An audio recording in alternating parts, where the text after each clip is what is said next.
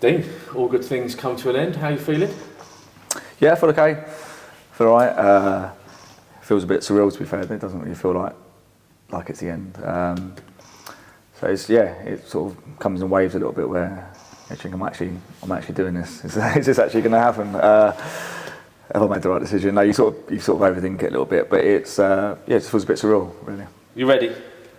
No, I don't think so. I don't think you ever will be. I don't think.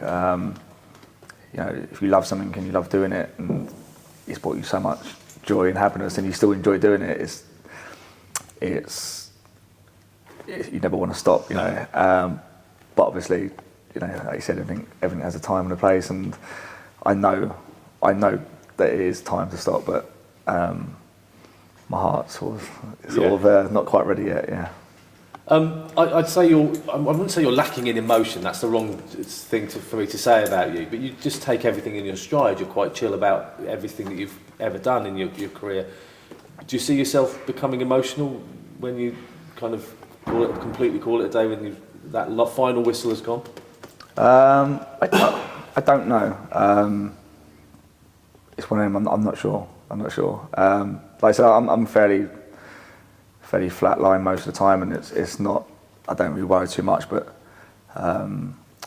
like records and things like that ultimately are meaningless. Like they're just, it's just a list that you're top of. When this is like the end of your career, it's going to feel different because it means so much to me. Like it means more than it's your life. So it's obviously going to affect you a little bit differently, but hopefully I won't. Hopefully I'll be all right. So. Not the season you'd want to end on. Let's just address that because it's true. It's not been a great season in any way, shape or form. It's been pretty awful. Is that one thing that's just kind of annoying more than anything else to you? Yeah, I think probably as distant as I've felt from the team ever really. So I've not been involved in squads. I've not been to half the games, and so. It's been a really weird season for me in that I kind of had my mind up, even coming back at the start of the season, I kind of knew this would probably be the last one. And I was hoping that, the team would send, I knew that I wouldn't be playing a big part in it, but I was hoping that the club would do well and it might end up with a promotion or at Wembley or something, something quite nice. But it's not really been that way, and so I felt really distant from it in terms of the day-to-day, it's been a bit of a strange feeling, but as you said, it's been just ultimately a really disappointing season for everyone concerned, and hopefully they made the changes now that will be in place for 2 or 3 years, and they can have a bit of stability. And I think they've got the right people in now, and hopefully it's the start of something new. So I think we may have probably hit rock bottom, and hopefully now this is the start to come back.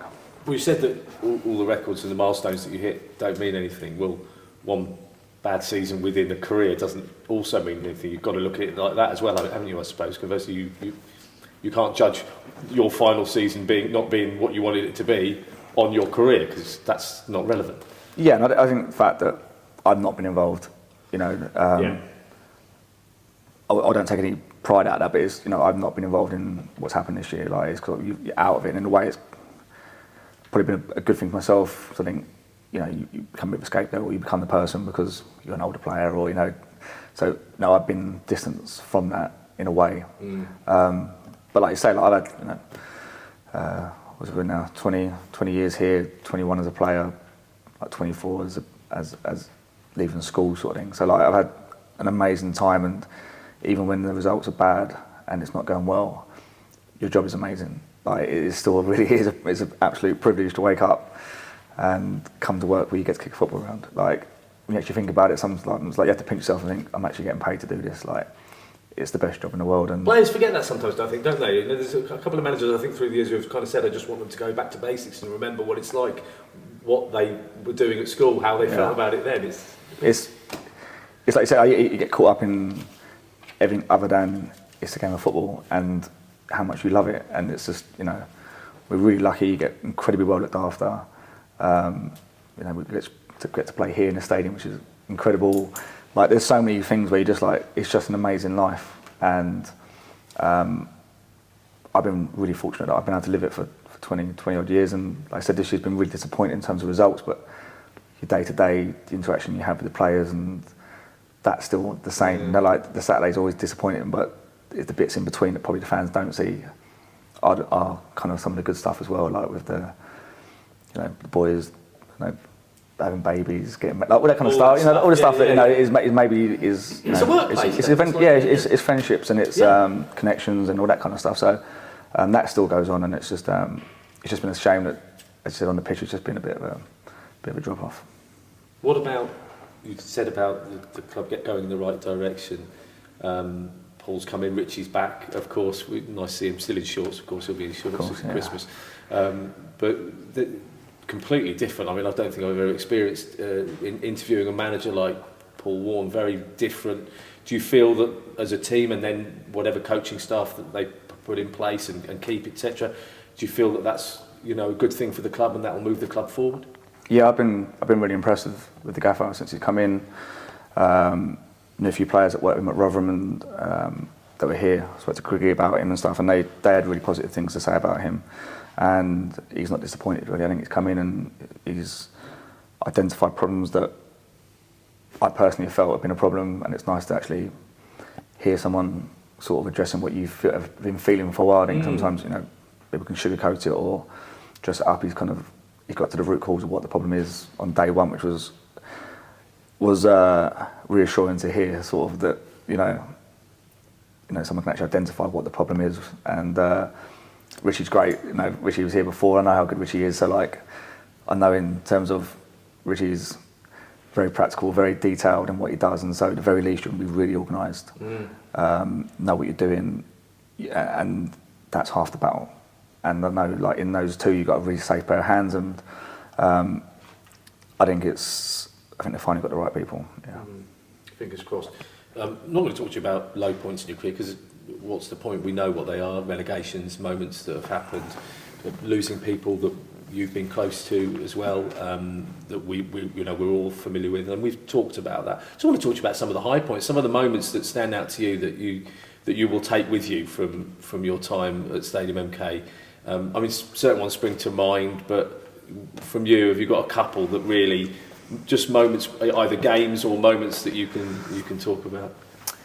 Yeah, I think like you're always drawn towards the promotions and the Wembley and stuff like that, the main night games. But there's been a few, like we played under Tiz, Cambridge away. It was a baking hot day, and we won 1-0, and we were rubbish. We got absolutely battered. But it was one of them where we must have made about 50 blocks. The keeper was putting off saves, and there's something about like a horrible 1-0 away win, which there's just something about it. Like there's that kind of, you coming after and you've all actually put a shift in, and it's an absolutely stinking performance. And everyone's like, it's not, but you won. And there's been a few of them over the years where I think we beat Peterborough 2-1 away in Ince's season. Yes. Just games where you just kind of like, they might not be the prettiest and not great to watch, but to play in, you kind of get a sense of like, we're all right. Like we've got players that want to have it, and like you can look around and think, yeah, like I'll have you, sort of thing. Like, you know, and that's the 1-0. I love a 1-0 away win. It's for a defender. It's up there. Like on Saturday, I could see after the game, the whistle went, the back three are buzzing, the goalkeeper, and you know, yes, you could play better. You could pass the ball more. You could do everything, but for the back three, especially, you should have had a bit of stick.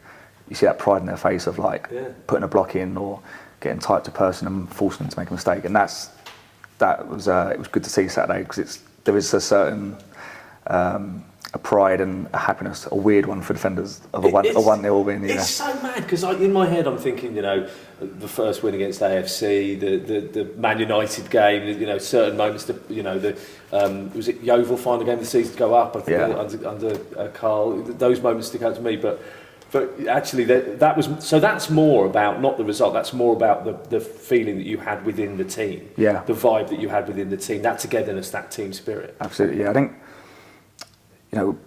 we beat Oldham 7-0 here. Yes. And like you'd think that would be. I don't mean this disrespectfully, but it was almost too easy. Where after 3-0 the game's won, and so it becomes a bit. So that's more for the fans. Yes, like they're fun. Don't get me wrong, they're really fun to play in, and I'll take 7-0 all day long. But there's a certain camaraderie, there's a certain when you come in after the game, you can just sit down, look to the person next to you and know that he's put a shift in and you've done one for him, and someone's gone the extra mile and someone's cut the red, putting the red in a way where they shouldn't have. Yeah. And it kind of, in any successful team I've been in, you need those moments. I think Incy's one, we had beat Wickham 1-0, 2-1.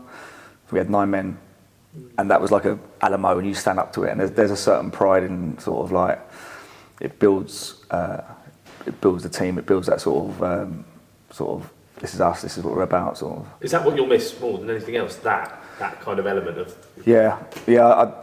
On Saturday I was watching it at home, the game, and I was just like, that feeling when the whistle goes and you've had that clean sheet and I think Jack stuck his head in at the end of the game and you get clear away. Like, there's no better feeling. There is no better feeling. Obviously, I think I miss the nerves, the excitement, all that kind of stuff. But I think it's the more the feeling you get with the boys. You have that kind of like, you might have worked on something in a week, or you might have done something, and it's just that sort of unity that you get with just like blokes that you go to war with, sort of thing. And that's massive. I had it probably most with sort of like Warren and H in that back three with Liam. Like, you get that kind of just that feeling of like, this is us, like this is our little army sort of thing, and like you go to war with each other. So it's I definitely miss that. Yeah. I want to address something. I think I might have been. I think it was when you started playing Stadium MK. I started to refer to it as the Lewington, which is the new manager has said you were cheating, but that is kind of you. That was always about you, and everyone does it in the game. It's not something that you do and nobody else does, but kind of backing in and then going over. You've won so many free kicks, but you always did it so well. Did you practice it? I used to dive all the fun. In training, I dive all the time. Never as good as that. I noticed early on that I was obviously a very aggressive player. Yeah. Which often meant that people would be aggressive back to you. And I soon learned that I can be really aggressive without the ball, but if you touch me, I'm the same size as Kels. I go down like you shot me. So it's just, I kind of worked out that just because I'm aggressive when I don't have the ball, I don't have to be aggressive when I do have the ball. And so most of the time people would challenge me with the same force that I would challenge them, but at the same time I'm already thinking, I could probably do a free kick here. So and but there is timing involved with that. You have to wait for the contact, and then you have to. I think refs did get a bit wise to it, but if you can land on the ball as well, then that's a double bonus, because then the ball can't go anywhere, and it's they give it to you out of pity, I think. But yeah, it's kind of, I think everyone does it. I think it's just just a bit of timing.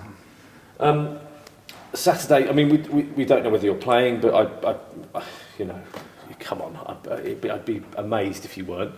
But Saturday will be an opportunity at home, and who knows what's going to happen in the final game of the season. But Saturday will be an opportunity potentially for you to say goodbye to the fans in a relationship. I mean, I've still got an orange shirt, I think, from years back that was, Lewington Day or something, and people wearing orange boots and all that kind of stuff. And it was, the relationship has been there. It's been a constant, hasn't it? You've been that link to a certain extent with Wimbledon. Yeah. I think there was, a little bit of that link. You've been a consistent. Just talk to me about that relationship with the fans. What it's meant to you. Yes, it's been evident really. Like when it transferred from Wimbledon to MK, those early years, a lot of the fans come with it, sort of thing. So you had a lot of Wimbledon fans that would sort of you was from the old sort of thing. So you had a different kind of relationship. And then there was a lot of the new MK Dons fans that would first come in. And the first few years were kind of quite iconic in a way, like the cowshed, like Eddie's last-minute goal. Like even though we wasn't a great team, it was quite a gutsy team, and absolutely. I think they sort of cemented that bond from that point on, really. And they've always been amazing with me. They've always been really supportive. I think it's just been a really good relationship in terms of they've kind of appreciated me as a player. They've appreciated that I care for the club, and that I want to see it do well. And it's just kind of evolved. And as you said, like over the years, people have just left, like just people just as they do, like, and then before you know it, you're the last one. And I think it's kind of been a bit weird in the fact that I am the last one now, but you still have the link with Wimbledon, and there's still fans that come from Wimbledon still up to Milton Keynes. And so, as you said, I think probably just been that constant person that's always been there. But they've never been nothing short of amazing. I always remember the Shrewsbury game, Shrewsbury away, when we'd been relegated Did Robbie start that season? Maybe Robbie Nielsen's season. We started and then we finished with Dan, I think. Got relegated. And then they always turn up in fancy dress to do a away game. And I was turning up thinking, I generally didn't want to play in that game because I just felt so embarrassed that we was getting relegated. And they had all turned up, all in fancy dress, gave everyone like a standing ovation at the end of the game and was all like, let's do it next year. And I was just thought like, you don't get that, you know, you see confrontations between fans and you get all that kind of stuff. And I'm sure that it does happen here as well, but I've never had that kind of relationship with the fans, and they've always been great with me, and it's always been hugely appreciated. One more from me. What's next? Summer, a rest the old bones. I'm doing my badges, and you know that's the route I'd like to go down. I think with the manager change and things like that, everything's been thrown up in the air a little bit in terms of what's going on in the back room and how that will look. So I think it's just a case of probably getting these 2 games out of the way, and then seeing what goes forward. But obviously, I'd love to be here, and I'd love to be some sort of obviously doing my coaching and stuff. So I'd like to be involved somewhere in the club. But yeah, it's something to worry about for a couple of weeks. Maybe I'll speak to you again when the statue's unveiled. Yeah, we're waiting a long time, I think.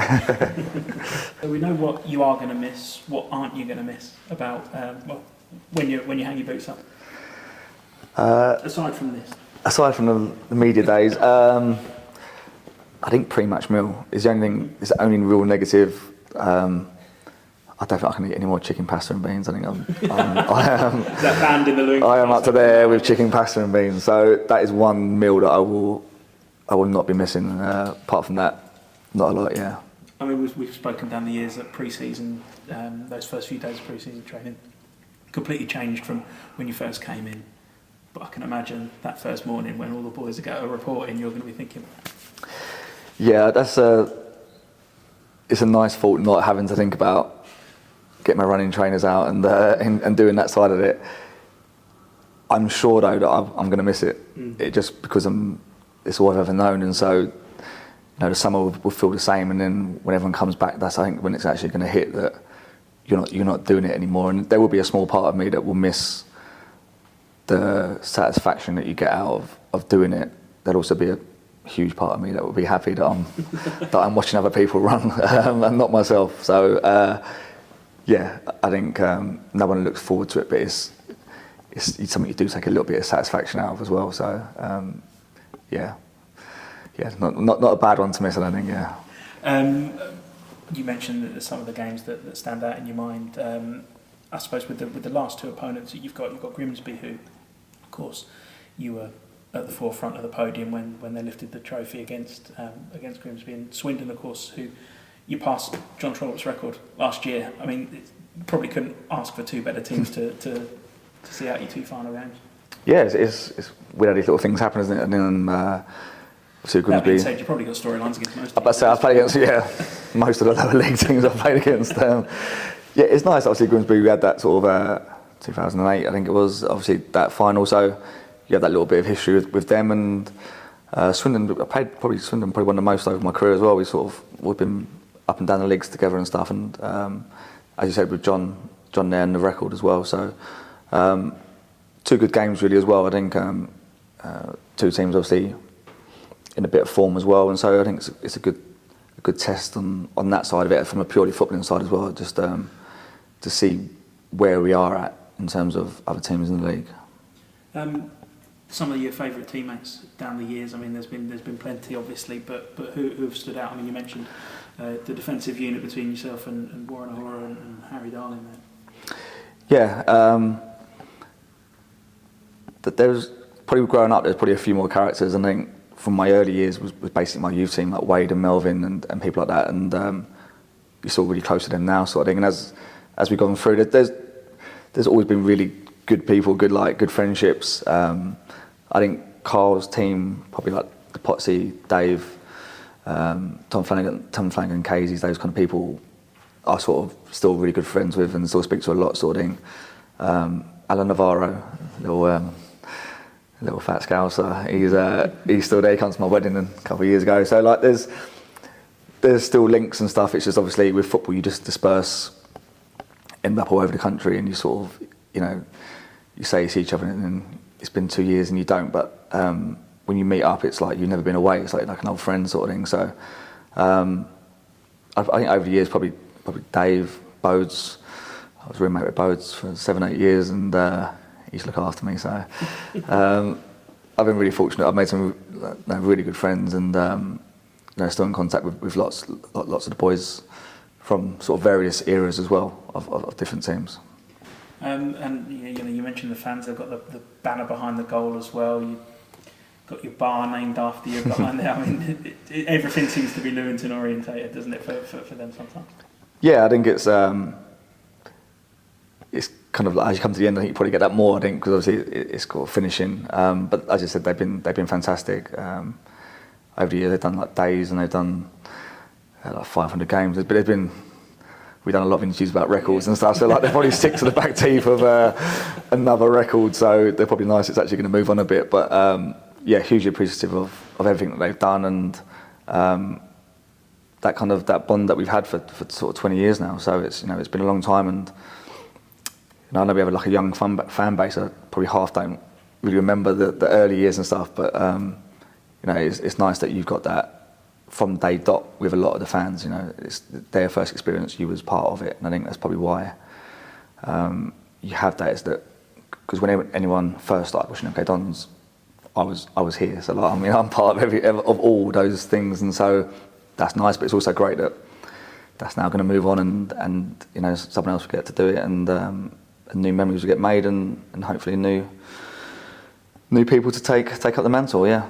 I suppose new people taking up the mantle. I mean, that number 3 that's on your chest at the minute, that's always been you. That's what everybody at MK Dons will associate. That number will be you. As I understand, it's not being retired or anything like that, but. Is there a big weight for whoever comes in and takes that number 3 shirt to sort of live up to it? I don't think so. It's not Johan Cruyff or David Beckham, is it? In all honesty, it is my number, and obviously I've always worn it. But I think it's a great thing about football is that it just gets passed on, isn't it? I think that's what I've always liked about it, is that there'd be a new number 3, and if they remember the old one, then. How fantastic is that they can associate that with you, sort of thing. But I hope whoever wears it has, as much fun and enjoys playing as much as what I did. So hopefully it will be in good hands, whoever gets it.